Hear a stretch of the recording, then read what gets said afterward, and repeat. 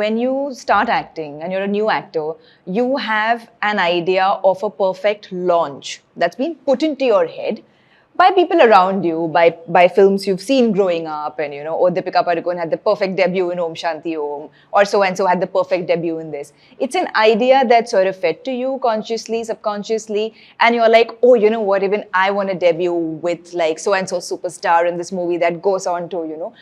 But then you realize that there is no such thing as a perfect film, and everything is up to the film gods. Whether a film works, it doesn't work. Everything could be like you could for instance work with a star maker, a very popular maker, in a film that has a really big superstar.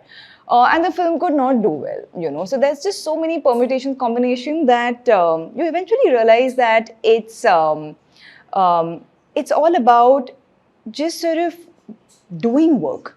It comes down to that.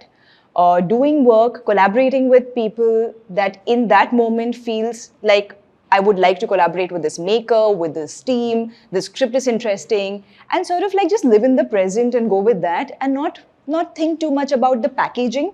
But I won't lie, like initially I did feel like I would think too much about the packaging. Be it whatever industry, be it Tamil, be it Telugu, be it Hindi, like who am I starring opposite?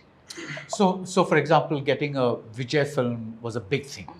Right. Of course. Yeah. Of course. It was. In fact, I was offered this movie, Peta, which was my first film in Tamil, directed by Karthik Subbaraj.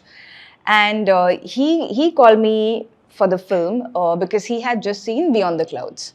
And that, so a Majid Majidi film resulted into like Karthik Subbaraj, who's like a very mainstream maker in Tamil, making like this huge film with Rajnikant sir.